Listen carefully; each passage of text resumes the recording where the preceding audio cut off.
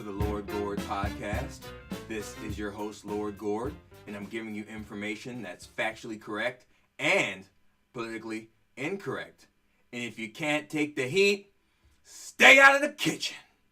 And honey, if you're in the kitchen, make me 3 waffles and cook me a whole fried chicken, will you? Thank you so much. You're so kind. So last week, we touched on black crime, how it's wildly out of proportion. We covered the excuses for it, the policies and the ideology that encourages it, that denies it, that apologizes for it, so on and so forth. So this week, we're touching on the mating market. We're going to touch on average differences between men and women, what they want out of each other, and how these are rooted through the evolution of our species. So this is what we're going to cover this week. Males and females, on average, have different priorities when it comes to mate selection. These processes are driven by hundreds of thousands of years of evolution, and these biological realities affect mating decisions to this day. Due to our evolutionary past, there are certain attributes that make males and females more valuable to each other in the mating market. In contrast, there are attributes that make each sex less valuable in the mating market, or I should say each sex less valuable in the mating market. So we're going to be touching on a bit of, sexual selection, mate selection, a little bit of economics, scarce resources being allocated in the most efficient ways, scarce resources that have alternative uses when it comes to beautiful young ladies and dashing young men. So we're going to talk about sexual selection here. And sexual selection differs from natural selection, in which natural selection is just how a species adapts to its current environment. So the species will slowly develop traits that help it acclimate to that environment that its ancestors lived in over time. While sexual selection is a mechanism in which whatever sex bears the brunt of child rearing dictates the future of the species, because whether it's female in most cases or even male in rare cases, they'll look for certain traits in the opposite sex and will use those as a marker of genetic fitness, and they'll invest their time and offspring into those that display that, and that will change the species over time. So let me read this. Sexual selection was as much a key factor, if not a bigger factor, than natural selection in the evolution of organisms, especially human beings. Sexual selection tends toward the sex that carries a greater burden for child rearing. For example, female peacocks choose males that have larger and more vibrant tail feathers than that of their counterparts. Not only are the large feathers a marker of genetic fitness, the male's survival in the wild, despite his heavy and ostentatious display, further cements his genetic viability. For example, another example would be bighorn rams. They fight each other to prove their genetic viability to females. The females have no need to fight because they carry the burden of child rearing. So it's up to the male rams to display that they are worthy of the female's attention, that their genes are worthy to be passed on to the next generation. The choosier sex is the one that carries the most risk when it comes to child rearing. That's parental investment theory. I touched on that 2 podcasts ago, but parental investment theory is what I've been stating here. The sex that carries the greater burden of child rearing will be the more selective sex when it comes to mates, because they have a lot more to lose when it comes to making that decision. And a wrong decision could mean that they and their offspring perish, whether it's bad genes or picking a mate that will not protect and provide for you when you are vulnerable and need assistance and help. One of the reasons why men are on average stronger than women is due to the fact that men had to compete with other men physically to prove their viability as a provider of good genes and as a protector. So how do females distinguish worthy human males? They do that through the dominance hierarchy, Okay, they look for men that have high social status. They look for men with good income potential. They look for intelligent men. And physically, they look for men with body symmetry and facial symmetry. So let's keep this going.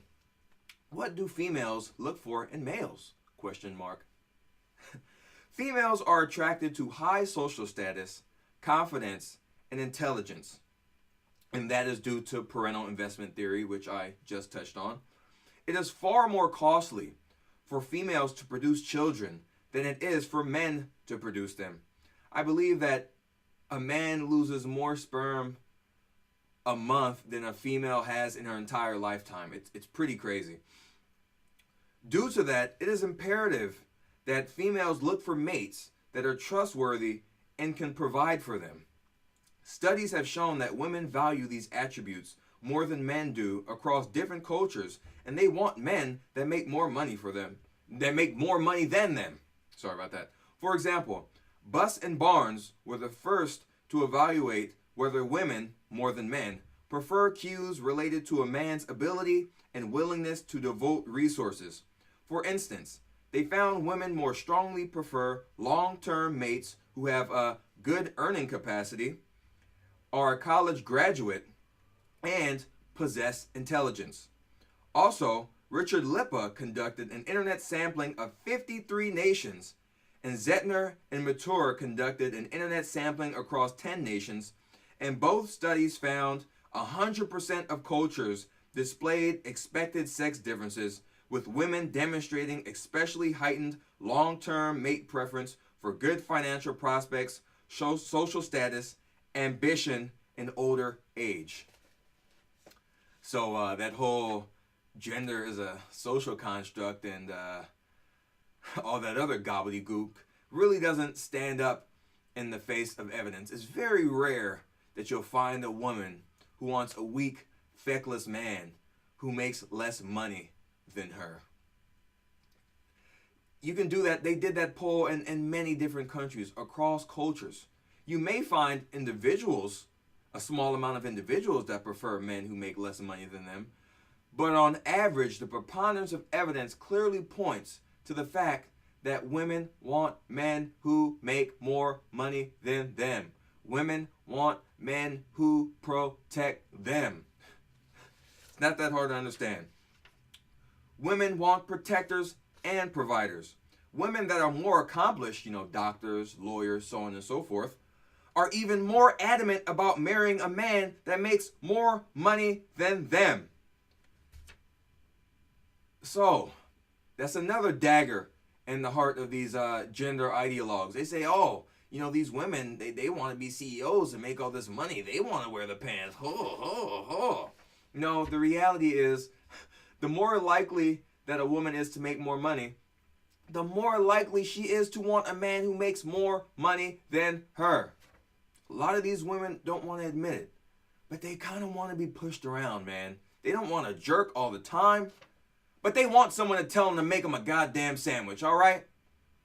They want someone to pay for their stuff, all right? They want someone who can take care of them, all right? All right. So let me read this Gad Sad article. My man Gad Sad, professor of marketing at Concordia University.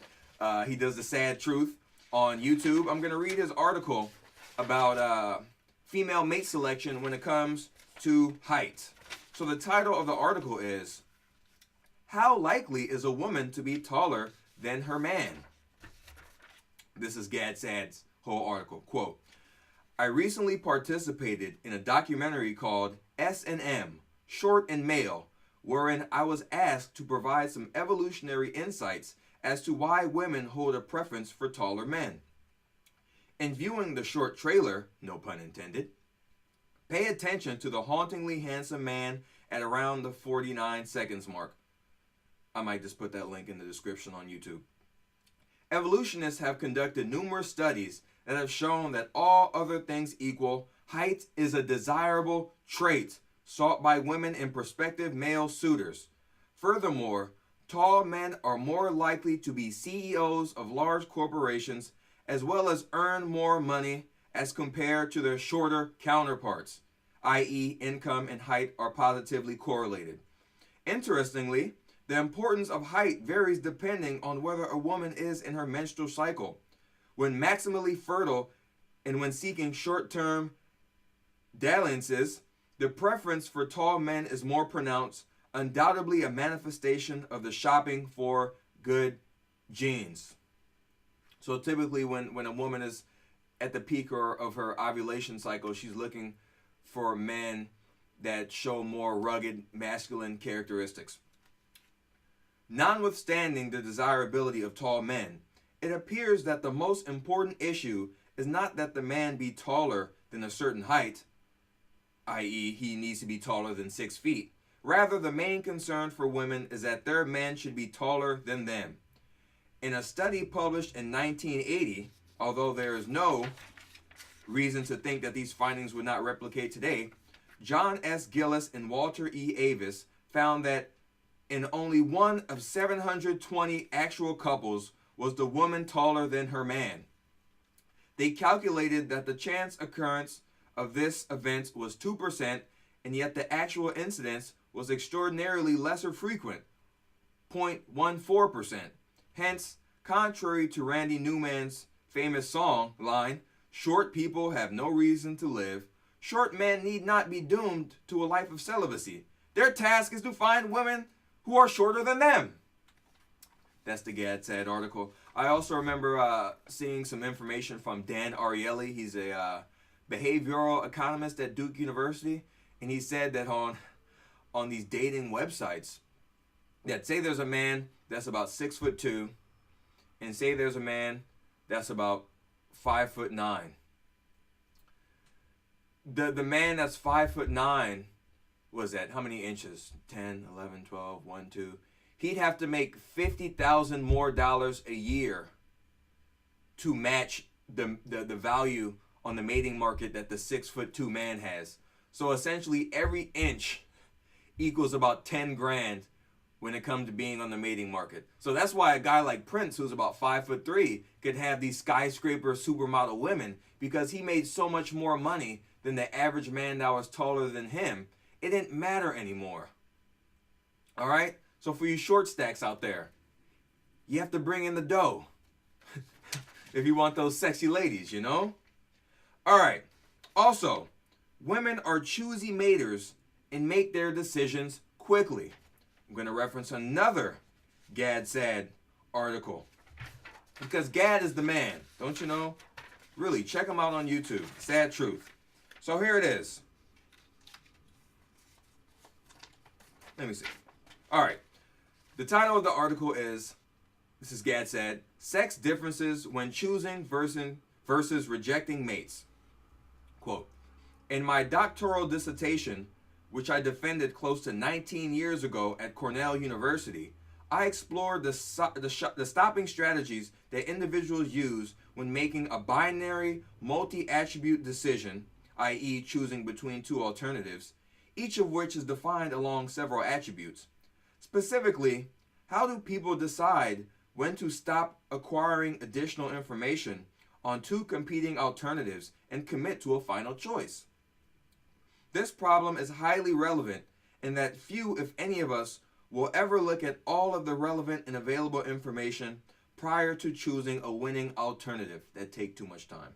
At the time, I was interested in studying the cognitive processes inherent to the stopping decision, irrespective of the decisional domain, i.e., whether choosing between apartments to rent, cars to purchase, or job offers to choose from. Eventually, I decided to marry my research interest in psychology of decision-making and evolutionary psychology by... Oh man, this thing cut off. I just have to skip to the next paragraph. This cut off. So he's basically gonna. He basically said he's gonna measure, how people make choices based on the principles of evolutionary psychology. In 2009, I co-authored a paper with two of my former graduate students, Eliza Iba and Richard Sejan, published in the Journal of Behavioral Decision Making, in which we investigated this exact issue. Using computer process tracing interfaces, we conducted 2 studies that allowed us to determine the amount of information that men and women acquired prior to choosing or rejecting mates. In the first study, the task was a binary sequential choice, namely participants could acquire anywhere from 1 up to 25 pieces of attribute information, i.e. income, attractiveness of face, kindness, on 2 competing mates. In other words, the number of suitors was fixed at 2, but the amount of information that could be acquired on them was not. At any point in the process, participants could request the next piece of information, stop and reject both suitors, or stop and choose one of the 2 competing mates. In the second study, the participants evaluated 1 suitor at a time on up to 24 attributes, and at each step of the process, they could stop and reject this suitor, in which case they would move on to the next suitor, or stop and choose the currently evaluated suitor, in which case the task would end. Participants could evaluate up to 32 suitors, albeit this information was unknown to them. While we reported an exhaustive number of findings in the paper, I shall restrict my focus to 2 key results. In Study 1, women acquired lesser attribute information prior to rejecting a pair of mates, women about 4.69 and men 6.97. In other words, women reject prospective suitors much more quickly than men. In study number 2, women evaluated a greater number of suitors prior to choosing a mate. Women evaluated about 12 suitors and men evaluated about 7. In other words, women are more judicious when choosing a mate by sampling a larger number of mates prior to committing to one. Okay? And like Dad is saying here, and like I said before, these sex differences are a manifestation of parental investment theory, which states that in any given species, the sex that bears the greater minimal obligatory parental investment, women in the human case, will be much more judicious when choosing a mate. Since the cost of making a suboptimal mate choice loom larger for women, we should expect them to be choosier, which in the current context makes women reject mates more quickly. There it is. Women are more judicial and they're much more careful when making mate choices because they have more to lose. It's really that simple. I mean, I read this book here. Some of this information I get from this book, I'm about to read it. It's The Man Guides to Women by John Gottman, PhD at the University of Washington. He's been studying this phenomenon for 30 odd years. You know, once you read books like this and you understand evolutionary psychology, women are not hard to figure out. They're in fact very easy to figure out. And once you do that, there really is no stress about women anymore. You kind of get it. You understand the decisions that they make. You don't take it personally. So, I'm also going to tell you guys about pheromones and symmetry when it comes to the decisions that women make. So, I'm going to read it from The Man's Guide to Women by John Gottman. Check that out. So here it is. What physical features do women find most attractive in a man? The answer is symmetry. That's right, symmetry. Research shows that women are most drawn to the few men on the planet with symmetrical faces. So if the left and right sides of your face match up perfectly, you will most likely be a god amongst mere mortals, and women will be sending approach signals to you so quickly that you will need ninja-like skills to dodge them all. It turns out that roughly 53.5% of men have symmetrical faces, while roughly 58.5% of women have symmetrical faces. So that's symmetry. I talked about the things that women value the most, income potential, intelligence, ambitiousness, so on and so forth. So we're going to talk about pheromones, okay? So women have a stronger sense of smell than men, and pheromones are a two-way street. Just as you'll smell good to some women and not to others, some women will smell right to you and some won't. It's not personal, it's biology. So here's a study here. Scientists at the Monell Chemical Senses Center in Philadelphia collected the natural body odors of both straight and gay men and women. Their study achieved similar results, finding that gay men preferred the odor of other gay men, while straight men preferred the odor of women. The women in the study also chose the odor of straight men over gay men.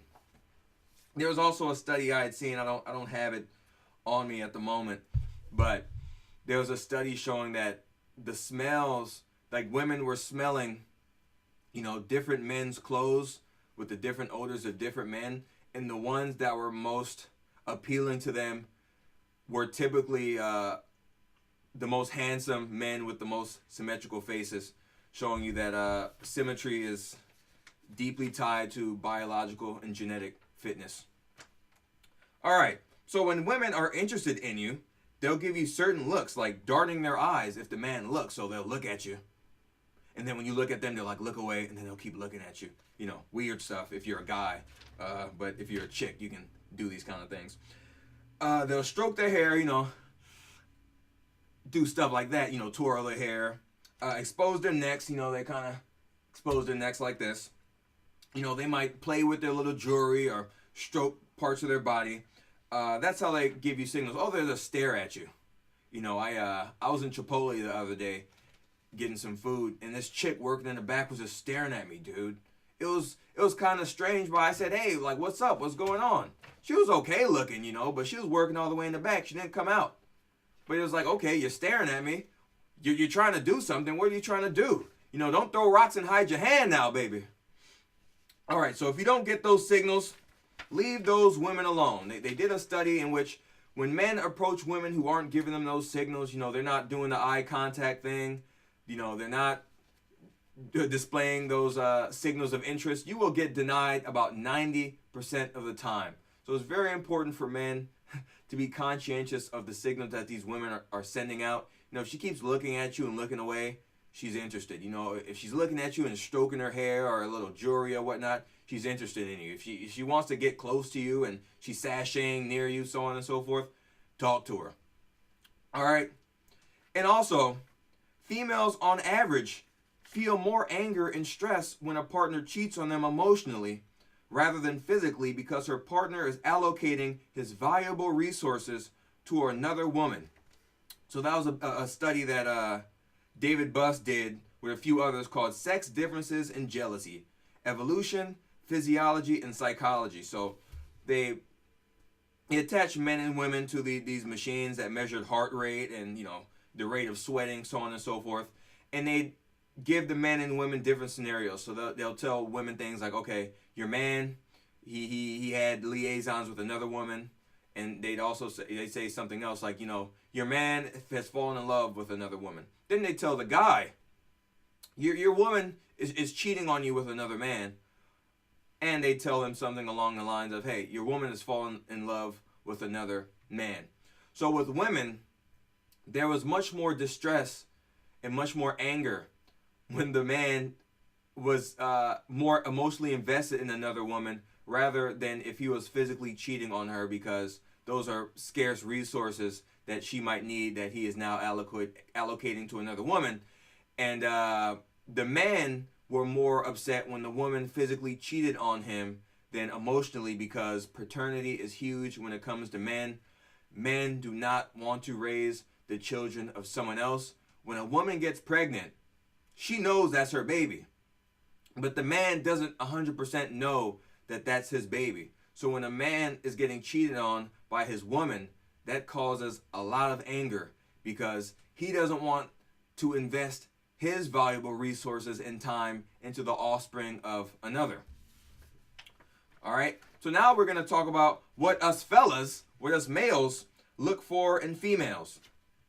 First and foremost, we're looking at beauty. We're looking at beauty and youth. Those are paramount. If the woman doesn't have, if she's not pretty, if you don't find her physically attractive, it is a no-go for the fellas. Period. She can make a lot of money, so on and so forth, but if she is not physically attractive, right? Facial and body symmetry are keys to physical beauty. These external markers are markers of genetic fitness. Also, us men are attracted to women with a waist to hip ratio closer to 0.7. This magic number has been preferred across cultures and time periods. It is a symbol of fertility and femininity, and this has been found to be the case for blind men as well. I'm going to cite another article by the Godfather in which he studies this phenomenon. The title of the article is called Men's Preference for the Female Hourglass Figure. So this is what he said. 4 recent studies using wildly different data sets, radically different methodologies, and spanning countless cultures provide further evidence regarding men's preferred waist-to-hip ratio preference in women, namely a waist-to-hip ratio in the range of 0.68 to 0.72. In 2008, I published a paper in the International Journal of E-Collaboration wherein I had investigated the waist-to-hip ratios of advertised female online escorts across 48 countries. 1,068 female profiles were coded. The mean advertised waist-to-hip ratio was 0.72. Here's another study that was done, not by GADSAD, but in this study, Dixon and his colleagues explored the waist-to-hip ratios in men in extremely remote villages in Papua New Guinea. In this case, this is a particularly relevant data set as the men in question are minimally, if not all, exposed to Western images. So none of that patriarchy, gender is a social construct, beauty norms are pushed by society. You know, society is always dubious and vague. Hence, the notion that men's preferences are socially constructed can be tested in a very direct manner. The men were shown photos of 10 women's bodies, both pre-operatively and post-operatively. The women had a micrograph surgery that produces a more pronounced hourglass shape. The mean waist-to-hip ratio of the 10 women pre-operatively was 0.8, whereas post-operatively it was 0.72. The Papua New Guinea men had a much stronger preference for the post-operative waist-to-hip ratio of 0.72. This is more evidence to show that there is something biological going on. Okay? It is a sign that waist-to-hip ratio is a sign of fertility, of good genes. Okay? Here's another thing. Us fellas want a woman with virtue that doesn't sleep around because paternity has been a primary concern for our ancestors. Like I explained before, men are more upset if their woman physically cheats on them than emotionally cheats on them because he does not want to raise another man's kids. He does not want to invest his valuable resources into another man's kids. Cuckolds do that. That is a cuckold. A cuckold is a male victim of adultery. Cuckolds raise the children of other men, especially when he doesn't know that that's another man's child. Cuckold. Okay? Be bold. Don't be a cuckold. All right? So, also, on average, men tend to marry women on the same level or lower on the socioeconomic ladder because men want women who make less money than them and women want men who make more money than them. And also men tend to marry younger women. That's especially true if the man has a lot of money. Usually the more power and social capital and income that a man has, the younger he will marry. Because older men usually have more value than younger men because older men have had time to accumulate more social capital and more resources, which are paramount to women when it comes to selecting mates. And younger women are more valuable than older women because what men value the most is beauty and fertility, which younger women have in spades and older women do not. It's not that hard to understand. So here's another point I want to make. I want to make this hypothesis. I think I've seen it floating around the internet, but this is my basic hypothesis about welfare and how it disrupts the natural order of sexual selection and the risk-reward factor when it comes to the decisions of young women. So my point is, due to the perverse incentives of welfare, women are more likely to take risks with less reliable men because of the free stuff they'll get if he leaves them. So when it comes to long-term mates, women are looking for trustworthiness, high social status, intelligence, and income. When they're looking for short-term mates, they're just looking for who has the best genes. And my point is, I'd love to see if someone had done a study about this, but my thing is, the stronger the welfare state is, my hypothesis would be, the more likely a woman takes risks, short-term risks when it comes to mating, because the costs are not really paid by her, they're paid by the taxpayer. And then a previous podcast on illegitimacy I did that you can listen to, the larger the welfare state gets, the more benefits that are allocated to single mothers, the more single mothers you get, because the incentives are perverse. If you have a baby out of wedlock and there's no dad around, you get free stuff. So when it comes to those women, hey, beforehand, if you had a baby outside of marriage, you lost social capital and you weren't owed anything by the father, or you weren't really going to get much from the government. But once those entitlement programs became more lucrative and that bad behavior became subsidized, you got more of it. So perhaps with the amount of fatherlessness that's on the rise in every ethnic group in the country, perhaps it's due to welfare and the incentives that it creates, making the cost of having a baby out of wedlock and mating with a man who isn't fit for the long term, makes that a more viable option. That's just something to think about. So here's my thing, for fellas, for the young men who want to make themselves valuable on the mating market, first thing I want you to do is stop complaining. If a woman doesn't call you back, man, so what? There are tons of other women out there. I used to be a little cuckold like that, some chick would make you upset, do you love me? Do you want me? Are you going to call me like you said you would? Is this really a real phone number? But I'm a man now, baby, a grown man. So now if I get a young lady's phone number and I call her and leave a message and she doesn't call back, instead of saying, she won't call me back, oh, it hurts so bad. Don't care, dude. It's not personal. Perhaps you're not what she wants. Good. You can make yourself more valuable on the mating market, and you can get a woman with more virtue, who's more honest, who'll do more for you.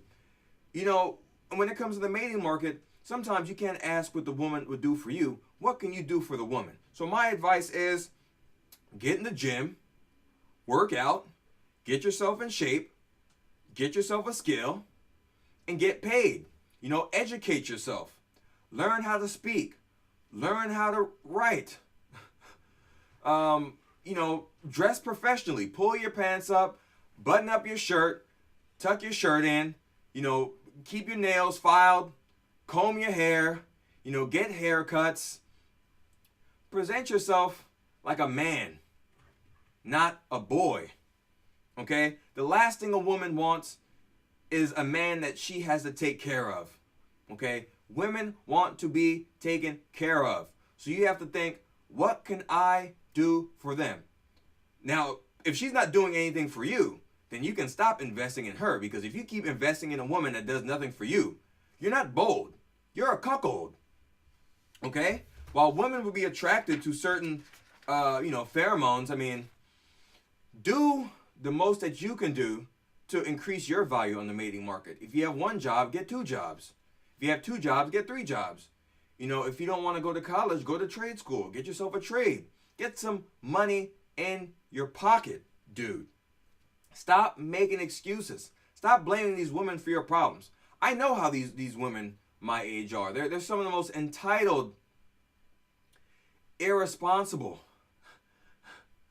women in the history of the planet. They play victim when virtually everything is in their favor and people apologize for all their shortcomings. They never have to take responsibility for any of their actions. I know how bad it is. But you can't worry about them. Worry about yourself and stay away from women that revel in victimhood, that revel in self-pity, that act like the world owes them something for nothing, and these blatant narcissists that feel like the world revolves around them. All right? For the young ladies, get in shape. Nobody wants you if you're round and rotund and if you're eating donuts all day. Okay? Men don't want that. Men all over the world don't want that. So when you try to push this whole fat movement on men, not only are you celebrating a lack of health and an unhealthy lifestyle, you're celebrating something that people don't want, dude. They don't want it. Get in shape. You know, get some hair treatment. Get that fake hair out your head. Get some real nails. Okay? Take off the makeup. Newsflash. Fellas don't like the makeup. We want to see what you really look like so we can determine whether you have good genes or not. We want to see your actual beauty, not the beauty that you paint on your face. You know, girls like makeup, but if you ask men, men do not like makeup on average. We don't like it. Okay? One more time. We don't like it. Take it off and then make me a sandwich. All right? Oh, learn to cook too. You know, for these young ladies out here, if you want the world, you have to give the world something in return. Of course, if you're beautiful, and beautiful women are scarce, and they have alternative uses, and they have a maximum amount of value in the mating market, and they're able to, for the most part, dictate what men they can get, because men are vying for power and resources and income so that they can persuade women that they are worthy of passing on their genes. They're worthy of the commitment. But also, women, learn how to cook. Okay? Get some virtue. Learn how to dress. Stop leaving the house looking like a whore or a harlot. You know, dress professionally. You know? Why buy the cow when the man can get the milk for free? Understand your value and use your value as an advantage. Get the best mate possible.